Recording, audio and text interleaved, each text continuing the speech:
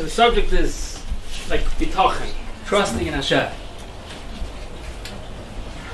So actually, like a couple of years ago, it's not too long ago, but when my wife, when we were expecting our first child, so I don't know why, but my wife got very nervous. Became very worried. So I tried calming her down. So I told her, you have to trust in Hashem. To place your trust in Hashem. So she said, what's that supposed to mean? What do you mean I'm supposed to place my trust in Hashem? Bad things happen? Has never a bad thing happened? Has a child, God forbid, never been born with issues? So I was like, yeah, obviously it's happened, right? So what am I supposed to trust? What's the trust? That it won't happen to me? Why won't it happen to me? Which really started me thinking, well, wait, she has a point. Like, one second, what does it mean? I don't know about everyone, but I'm so used to the way we're brought up is there's a lot of statements, a lot of things made, and we're taught to believe certain things, which is very important. But a lot of times what happened to me is I took the statements and didn't really understand, didn't really relate to them in a deeper way. And when it was presented, like when I thought about it a bit more, then I realized, wait a second, I didn't really have an idea of what this meant. We had a student in Mayanot a couple of months ago. This is like very basic to all of us, but he heard for the first time to love your fellow as yourself. Okay? Very nice. Love you. And after the class, he came over. It wasn't my class, but it was a different teacher's class. He came over and he asked me, like, what's that supposed to mean?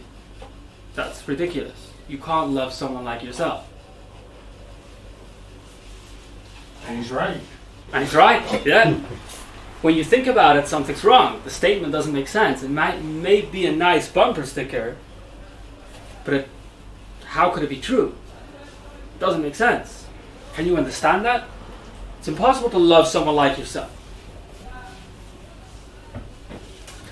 These kind of statements which we hear, at least growing up, constantly these kind of statements, but a lot of times, I at least, myself, and I think it's a very common thing, people never sit down and think, wait a second, what does it actually mean? What does this mean?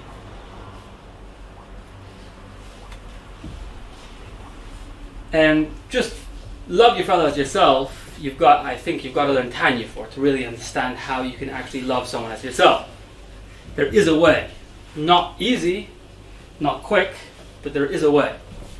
And Alter Rebbe describes in Tanya, which is not our subject. There was another, what brought this point out to me even more was, the Rebbe has a very famous saying, that if you see, it's from the Baal Shem Tov, when you see bad in someone else, then it's really a sign that it's bad in you. That's the thing. And I heard this many times growing up. One time I was reading a sikh of the Rebbe, talk of the Rebbe, and the Rebbe brings this saying, and he says, wait a second, no. Who said? Maybe there's bad in someone else because there's bad in someone else. Why do you see bad in someone else? Because he has bad. Why does it have to be that there's bad in you and therefore you're seeing it in someone else? And I was like, wait a second. What do you mean? This is what Baal Shem Tov said. This is what we believe. Huh? The Rebbe is not believing Baal Shem Tov's statement. Something's wrong, right? Well, after I thought about it for another 5 minutes, I realized it's exactly the opposite, right? The reason why the Rebbe has the question, I don't have the question, is because I don't really believe the statement fully, in a deep way. I don't believe the statement. I know it's nice, there's truth to it, there's an idea here, but to actually believe that when you see bad in someone else, that's bad in you, to believe that deep down, I'm not sure how much I believe. But if someone who actually believes it takes a step back, how come? What does that mean? So the same thing happened to me with bitachon. So I took a step back. What does betachon mean? What does trusting in Hashem mean? In other words, the question is, how could you trust that it's all going to be good when, how are you so sure it's all going to be good? When bad stuff happens, right? That's the main question. And if you do believe that good stuff happens, it's only going to be good, so why? Is that because you're deserving of it? Or even if you're not deserving of it? It's because you're not deserving of it, so even if you're not deserving of it, so where does punishment and reward come in? You've got to believe there's punishment and reward, right? It's one of the 13 principles of faith. So how can I believe it's all going to be good and I'm going to get punished for my bad deeds? Unless I believe I'm a saint, and therefore I have no bad. There's nothing to get punished for. So we really have to go into, let's start from the beginning of what trust is. So first of all, the source of trust. Why do we know you're supposed to trust in Hashem? Why do we see there's a obligation or a mitzvah to trust in Hashem? So really it's from the pasuk. This is how a lot of the Rishonim learn, that it's from the pasuk when you go out to war. The pasuk commands the soldiers in the army that they're not allowed to fear the enemy. It's forbidden. They have a mitzvah, they're commanded to not fear the enemy that they're going to battle against. You can imagine in the olden days, you're coming, an army, and maybe an army that's way more powerful than you, way better armored than you, they have way better equipment than you. They're way stronger, but you're commanded not to fear them. And you're facing each other, face to face. Right? In fact, before the war, there used to be a Mashuach Muhammad, like an anointed person who used to get up and make an announcement. Whoever has a bit of fear in his heart, he should go back. We don't want such people on the battlefield. That's not what we need. Right? But whoever was going to battle was commanded to not be afraid, to trust in Hashem. And that's where a lot of commentaries learn that you have to trust in Hashem, generally, not just by war. So, in the Sefer, the Chayvus Halvavas, the duties of the heart, which deals with not the practical, not the action mitzvahs, but the duties of the heart, of the mind, stuff you wish to believe in, right? So one of the things it's called a gate, Sha'ar B'tachon, the gate of trust in Hashem. There he elaborates, it's many, many chapters, on what is B'tachon, on different things you need for B'tachon, discusses B'tachon at length. Now, for our sake, I'm going to take out 7 stuff that he says are requirements to trust in Hashem. The first one, in the beginning he's not talking about Hashem, he's talking about generally, in order to trust in someone. If you want to fully place your trust in another person, these 7 requirements are necessary. The first one, he says, is the person has to care about you. Right? You can't place your trust in someone, you can't really rely on someone if they don't care about you. Right? If they're not looking out for your good. Another one of the requirements is the person can't be lazy. He has to be active. He has to be somebody who actually does what he says. The third requirement is he has to be capable of doing it. Because even if he cares about you and he's not lazy, if he's just not capable, it doesn't help you. You won't be able to fully place your trust. You won't be able to fully rely on him if he's not capable of fulfilling whatever it is.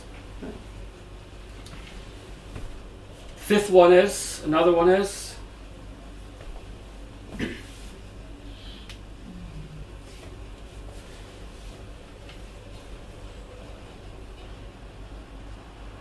that no one else can have the power over you. In other words, no one else can make a difference whether it's going to happen or not. Only this person, right? If somebody else can help you, then you're not going to fully place your trust in this person. If someone else can do the same thing, then you're not going to fully rely on this person, because you always have another option.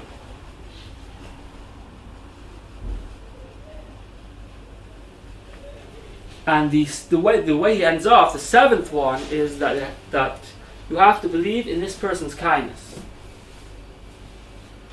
You have to believe that this person is going to do it whether you're deserving or not. Because then you can't, if it's only if you're deserving, you can't fully rely on the person. There's a condition here, right? Which I think, this is my, you don't have to take this, but I think you can apply it in any situation where a person is relying on somebody else. Let's say in marriage, right? I think these 7 things generally also, if there's no care, the spouse is not going to rely on the other. One spouse is not going to rely on the other if they don't feel the care, right? If they don't feel the other spouse is capable, then they're not going to rely on them either, right? Or if they feel they're too lazy, they don't actually do stuff. Even if they're capable, they're not actually doing it, right? Or if the spouse feels that the other spouse is only doing it when they deserve, right? They can't fully rely on them unless they feel that it's fully, whether they deserve or not, then they can fully place their trust in the other spouse, right? That's what I think. This is not what he says. This is I think these 7 things apply generally. When you want to trust someone else, you have to have these. So he ends off that it's impossible for humans to have these 7 things. A human cannot fully have all these 7 requirements. A human can never be fully capable, right? There's a limit to the human's power. A human can never be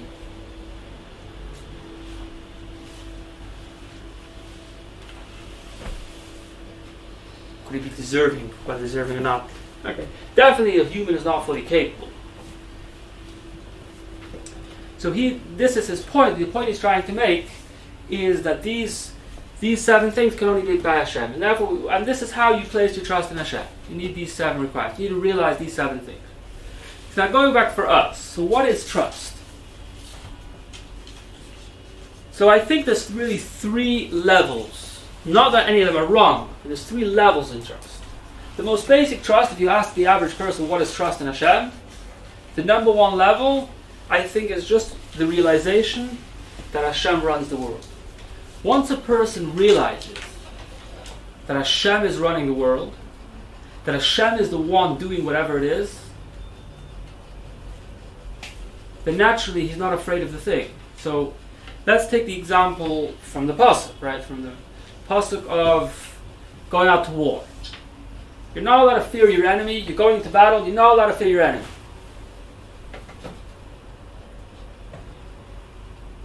How could you not fear your enemy if you realize that the enemy doesn't have any power? The enemy in reality is really powerless. Where is his power coming from? How is he able to inflict pain, cause death, to win? Because Hashem decided. How are you able to win? How are you able to conquer the enemy? Because maybe that's what Hashem decided. But everything is dependent on Hashem. It's Hashem deciding everything. So there's no reason to fear the enemy, because the enemy is nothing. The enemy is just what Hashem wants.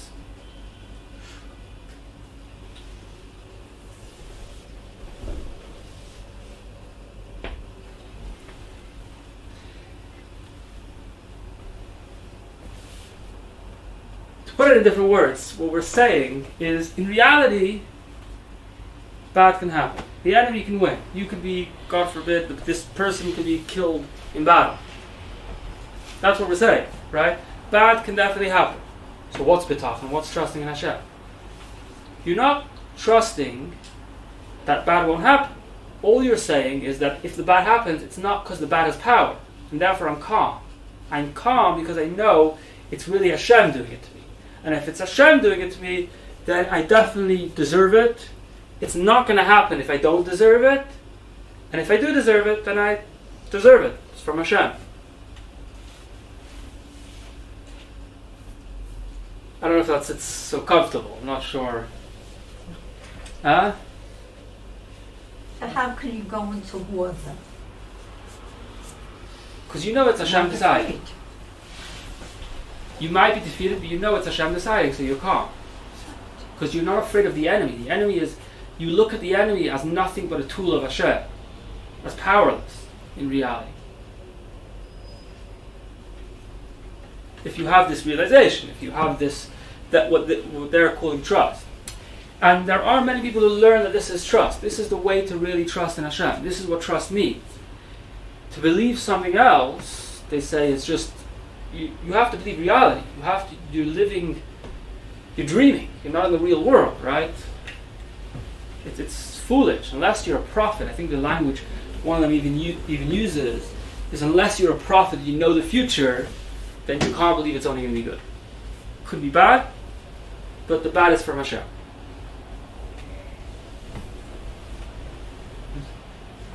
Yeah, to make the point even stronger, what you say, that I think it was Gideon. Gideon went to the battlefield with a huge army, and then Hashem told him, go down to the river and drink water, and in the end he ended up with 300 people, and there was a huge army. To say, why we have to send back all our friends?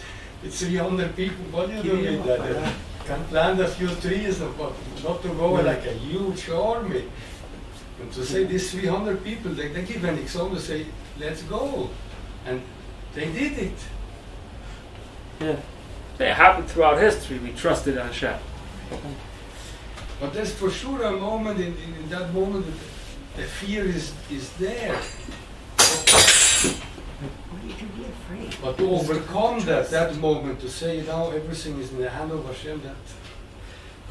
We're saying, I think we're saying a drop more, that even if you're not being afraid, it's not just that the bad can happen, but you're not afraid of the bad, because there's no bad. There's nothing, meaning whatever's going to happen is from Hashem. If you're afraid of anything, then it's Hashem. If there's something you're afraid of, it's Hashem. You're not afraid of the situation. You're not afraid of the enemy. Right? You're not afraid of whatever might happen, whatever, because it's all controlled by Hashem. Right? So when they went to battle, Hashem told them to go to battle with 300 men, or whatever, right? Thing with the pots, right? With Barak. So Hashem told them, so they're trusting in Hashem that it's going to be, are they trusting that it's going to be good, or they're trusting that it's what Hashem wants, whatever Hashem decides? The enemy is irrelevant. It's irrelevant if the enemy is 100 soldiers or 100,000 soldiers, right? Hashem runs the world. That's the first. The second way, I think, is basically the same as the first, with one slight tinge. That this is Rabbi Tzemach. He was a Rishon, so he learned that trusting in Hashem is realizing that the bad is really for your ultimate good. Just some people have a hard time with. Well, it's his way of learning. In other words, he uses an example of somebody who has to take medication, and the medication has a very bitter taste. Right? So he takes a bitter pill to solve an issue. Right? So yeah, the taste is bitter, but you understand that this is necessary for a bigger issue, to solve a bigger issue. So somebody who do you think no bad is going to happen? No, bad could happen, but you realize that it's not really bad. It's really to help you. Your soul. When a person transgresses or doesn't do Hashem's will, God's will, so the soul gets a blemish. In order to fix this blemish, certain things need to happen. Certain bad things, what we consider bad. Certain pain needs to happen. And this is really for your good, for your soul's good. That's the way some people learn. It's not the very Chassidic way of learning. The way Chassidim, just to bring it out of the story, is the Baal Shem Tov got a command from heaven that he should go see a certain innkeeper to learn what B'tachan is. So he took his disciples went in a carriage to travel to the city where this innkeeper was, and they arrive in his house in the morning. So he invites them in, sure, with a smile. He's happy, he's all in a good mood. They daven, and while they're davening, in the middle of the prayers, a policeman from the local pirates comes in and has a big, thick wooden stick, and he bangs on the table 3 times. Then he walks out. The disciples and Baal Shem Tov, they have no idea what's going on in here. Okay. Continue davening. And they sit down. They're about to start eating, and lo and behold, again, the same police with the same stick comes and whacks the table 3 times and walks out. And now, the curiosity, they asked him, what's going on here? What's the situation? So he told them, this is the story. I rent my inn from the pirates, like it was in those times. Jews weren't allowed to own property, so everything had to be rented. And I have to pay my rent every year, once a year. Now today is my last day. And the pirates is sending his police, he sends him 3 times with a warning that you better pay up. And if they wouldn't pay up, the consequences is him and his whole family would end up in jail. Jail meant a pit in the earth with some bread thrown to you once a day. Right? It wasn't the Hilton exactly. It was pretty. This guy's happy, he's continuing, and so the Baal Shem Tov says, maybe they assumed, the disciples, if this guy's so happy, so it must be he has all the money already. So they told him, listen, why are you playing this game? Go to the pirates, we'll wait. We'll wait to eat, go to the pirates, pay him. And when you come back, we'll eat normally. We can eat calm. Why do we need this whole game of pushing it off to the last minute? Some people are naturally always last minute. It doesn't matter. They can have everything ready. Can't do it before the last minute. So he tells the Baal Shem Tov and his disciples that I don't have a penny to my name. I'm not got a penny in the house. So what are you going to do? She said, what do you mean? I trust in Hashem. Hashem's going to take care of me. Okay, this is like fine. So they eat the meal, and sure enough, in the middle of the meal, 3rd warning comes, the policeman comes with his big stick, and he whacks the table 3 times. And he walks out, and that was it. And the guy's sitting there as if he ignores it totally, as if nothing happened, there's not a worry in the world. Fine, they finish the meal. Now it's already like an hour before the deadline, and the guy gets up, starts putting on his coat. So they ask him, where are you going? He says, I'm going to pay the pirates. So you don't have money. Yeah, but Hashem will provide me. Hashem's taking care of me. Okay. Puts on his coat, he goes out, he starts walking down the road, and they all come to the front of the house to see what's going to happen now. He doesn't have a penny on it. And as they see him in the distance, they see a carriage coming the opposite direction. And the carriage stops, and they talk for a minute, and then the carriage continues on its way. Okay. 2 minutes later, the carriage stops, goes around, turns around, goes back to him. They talk again for a few minutes. Then the driver of the carriage gives him a bag of money and continues on his way. So the carriage is coming towards them, right? So the Baal Shem Tov stops the carriage, and he asks the guy, what happened? What's going on over there? So he told him, I'm a merchant, and I wanted to buy all his, I know he's a trustworthy fellow. So I said, you know what, I'm going to buy all his next year's, like whiskey, whatever he's going to make in the next year, I wanted to buy it in advance. But we couldn't agree on a price. I wanted what I thought was a decent price. And I offered it to him. I offered him whatever it was, say $10,000 for all the next year's whiskey. And the guy said no. Said no deal, and he started walking on his way.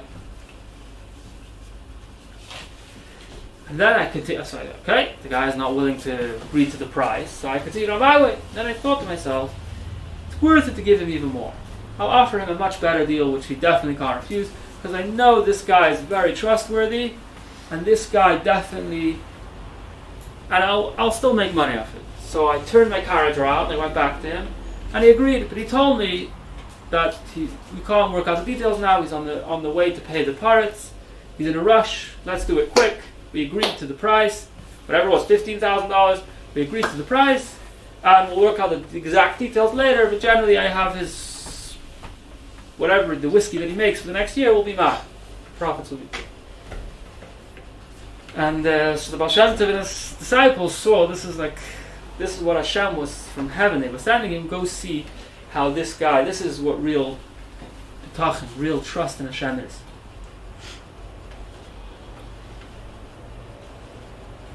So this trust, I think, is not the first two ways. That's what I feel. There's a third way here.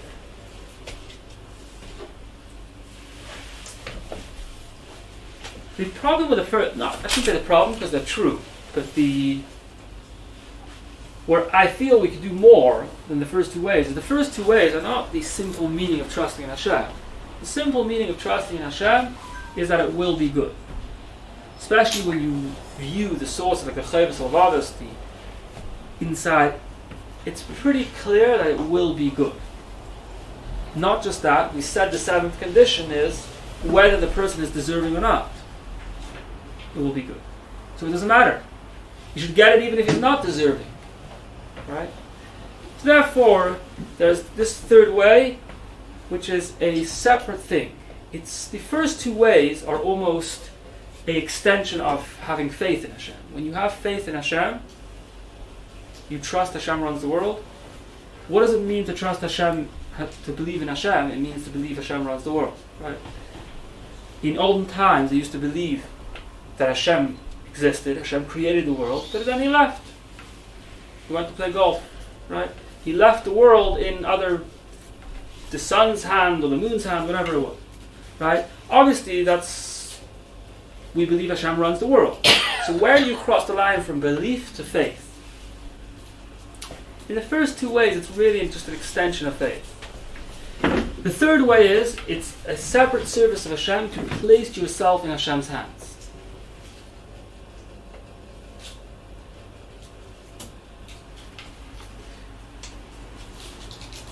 What does that mean? What does it mean to place yourself in Hashem's hand? It's not a belief. It's a way of training yourself.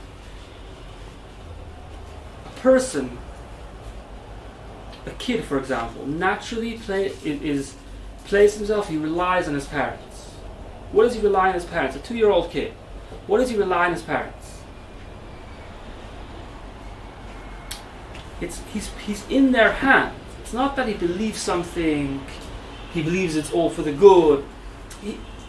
It's not his worry. When something happens, when there's a worry, it's not his. It's his parents' worry, right? They take the throw your burden on Hashem. You're placing yourself in Hashem's hands. I had recently I was speaking with my 2 sister-in-laws, my in-laws. I was having a discussion where it's like a funny discussion, but who should take care in a case, thank God it doesn't, but in a case where the wife is making all the money, who should take care of the finances in the house? Discussing, each person gave their... But one of my sister-in-laws said that, what do you mean? Why would I want to take care of the finances? Why would I want to be in control? And there's a certain aspect there, maybe I'm interpreting it wrong, but the way I'm interpreting it, there's a certain aspect there where I want to rely on my husband. I want to put myself in his hands. I don't want this on my head. I don't want this burden, right? I want that I could feel that I could rely on my husband for this. It's not my thing, right? So this is in finances, but generally in life, especially when it comes to, let's say, marriage, a lot of times a person wants to place himself in the spouse's hands, right? They want this to be the way. They want this is how it should work, right? That idea, that has to be with Hashem as well. We have to train ourselves, we have to work on it to place ourselves in Hashem's hands. And when you do that, the way you could do that, you need this in order to place yourself in Hashem's hands, and this will cause it, is to believe that it will all be good. That's how you could place yourself in Hashem's hands.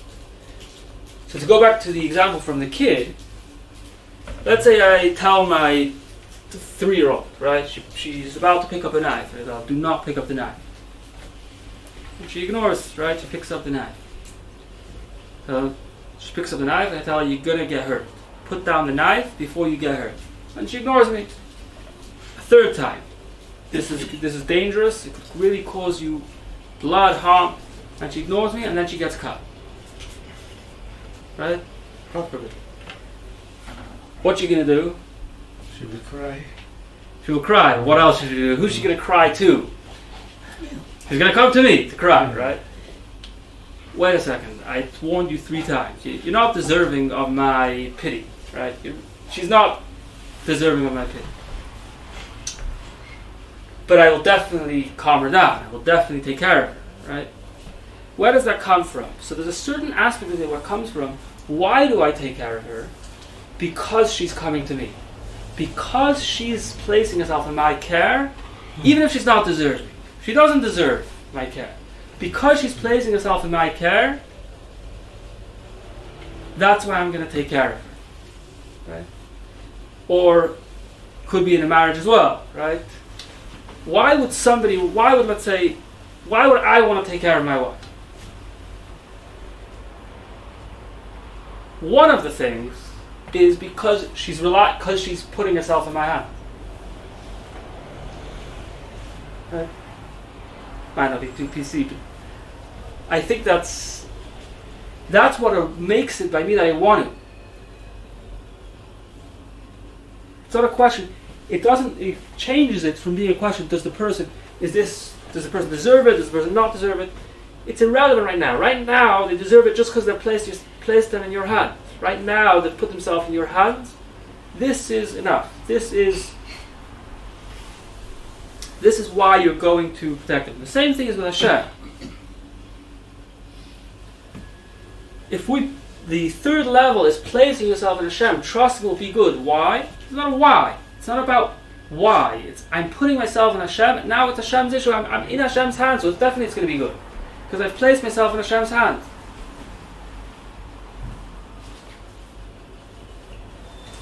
That I think is the third level of the level of trust.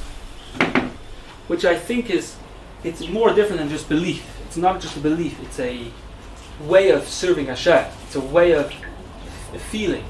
It's much more than just a belief.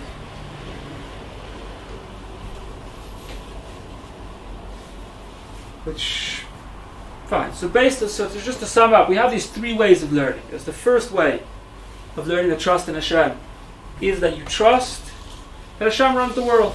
And therefore, there's nothing to be afraid of, because that thing is really powerless. That thing is really controlled by Hashem. Then we have even the bad. Another aspect, even the bad is really good. It's really for your ultimate good. Then we have the third way, which it's not about what's going to happen. It's less about what's going to happen. It's more about the way you are now, the way you're in Hashem's hands, and therefore will definitely be good. There's no question about it. Right? But it's about now. How are you right now? It's not about the future, what you believe in the future. It's about how are you in your life? How are you right now towards Hashem? How do you relate to Hashem? You're in His hands. You've placed yourself under His wings. Based on these 3 ways, let's look at it. There's a Gemara in Brachas. In the Gemara, it brings 2 stories. And the first story is with Hillel. Hillel was obviously very pious, very patient.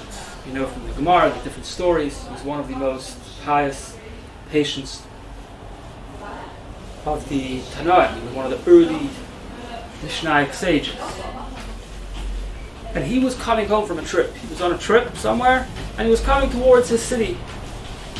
Again, cities weren't these huge 2 million people cities. It was probably a city of 50, 100 houses, probably, guessing. And in the outskirts of the city, he hears this one of the houses, him with a few other people, they hear screams coming from one of the houses. There was something going on, some tragedy. So Hillel said, Muftachani, I am sure, She'ein zeh ba mi beisi. these screams are not coming from my house. I'm sure. Confident.